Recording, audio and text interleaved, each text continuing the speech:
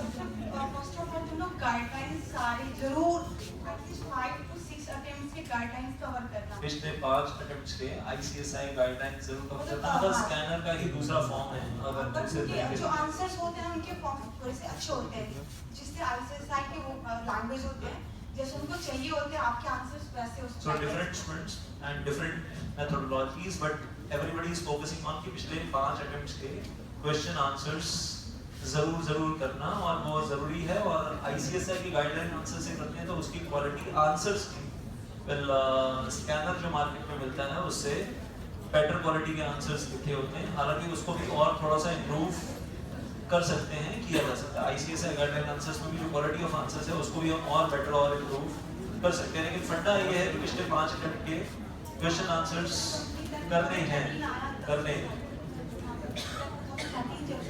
जब से companies act 2013 आया है उसके बाद वो भी करना है। तो मतलब क्लास में जो नोट्स मिले हैं वो भी करते हैं, और आईसीएसआई के जो गाइडलाइन आंसर्स हैं वो जरूर करते हैं। And they are quality wise obviously better than what the private publication companies are printing in the market, उससे बेटर है और लेवल अपने आप इंक्रीज हो जाता है। शॉर्ट नोट्स ना आपके जो एग्जाम के टाइम पे सारे कवर अपने शॉर्ट नोट्स बनाओ। आपने बनाए हुए थे?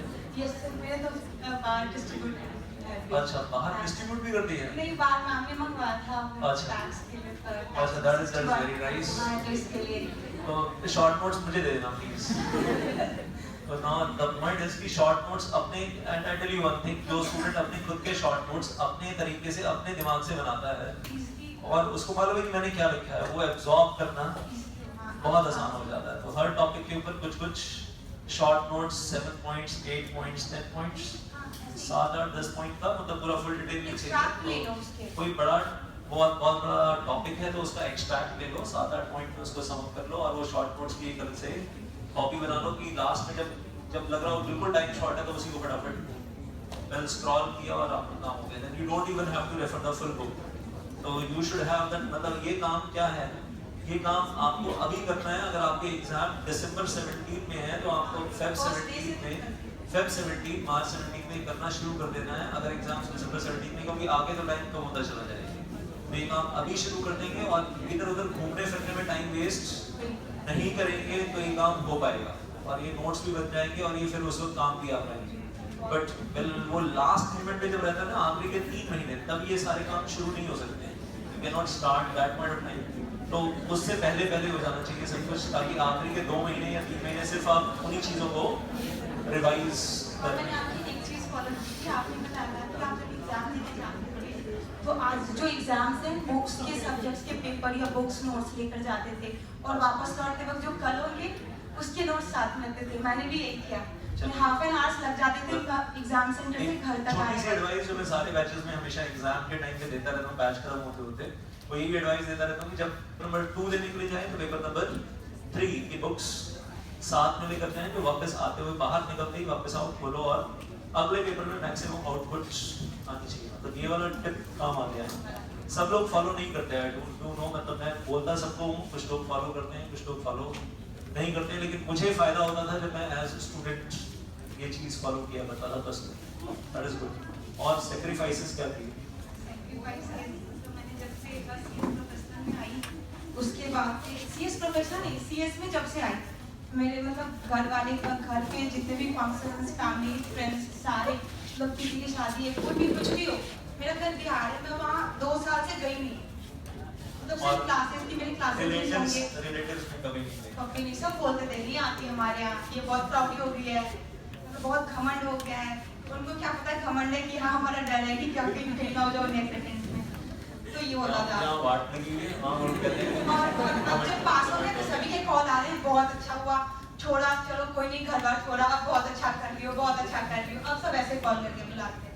तो ये होता है जब आप कहीं एक स्टैंड ले लेते हो ना, फिर सब जितने बेसिक पे सब भूल जाते हैं सबको। फिर उसके बाद आपको सब कोई नहीं होता। 5 मिनट के लिए मिल गया, इतना बहुत हो गया।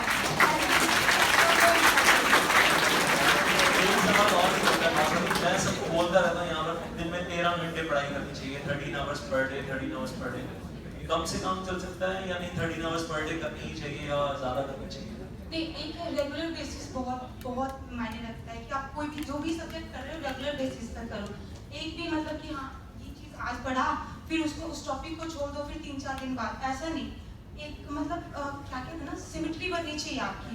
शेड्यूल फर्स्ट डे से बना लो कि अगर क्लासेस में ये चल रही है और जो चीज़ हो चुकी है उसको भी रिवाइज करते चलो, टेस्ट देते रहो। अभी तो खुद के टेस्ट खुद से लो कि हाँ ये चीज़ मुझे आ रही है। आईसीएस मॉड्यूल में पीछे टेस्ट भी करोगे? हाँ वो सारे, हाँ सब कुछ कवर करो, जहाँ से जितने क्वेश्चंस निकाल सकते हो ना, जितने क्वेश्चंस निकाल सकते हो देखो। खुद को प्रैक्टिस करो, लिखने की प्रैक्टिस भी करो साथ साथ।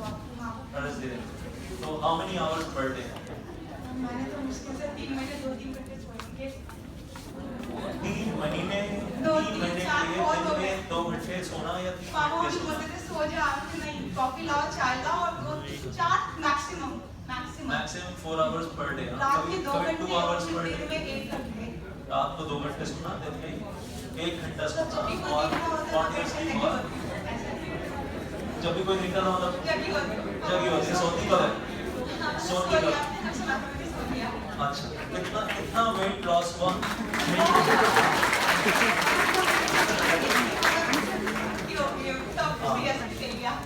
अच्छा, जब सीरियस शुरू किया था तब इतनी थी, अभी ऐसे हो गया।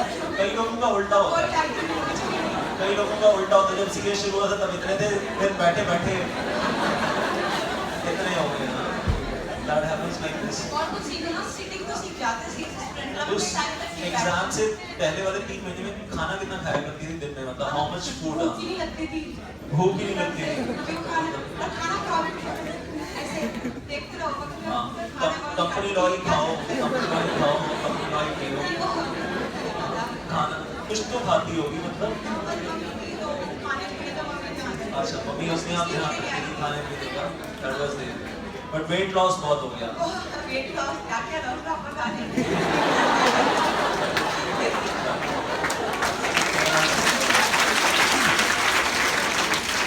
You have to lose something to gain something. No pains, no gains. और इतना तो मैं कहूँगा 3 महीने, मतलब this is से दिन में 2 घंटे सोना, 3 घंटे सोना। मुझे मेरे पुराने दिन याद आ गए जब मैंने CS प्रोफेशनल प्रोग्राम किया था। I used to be same thing. मतलब मैं पहले बताता नहीं था किसी को, सब लोग सोचेंगे अनसाउंड माइंड है, मुझे लग रहा है कोई तो मेरे जैसा है, कोई तो मेरे जैसा अनसाउंड माइंड है जो इतना ही सोया करता है। तो CS प्रोफेशनल प्रोग्राम में मेरी भी हालत कुछ ऐसी ही थी जब मैंने क्वालिफाई किया था। एंड मतलब पढ़ाई तो चाहिए, and that is one thing which is required. बिल्कुल। Thank you so much. जय माता दी।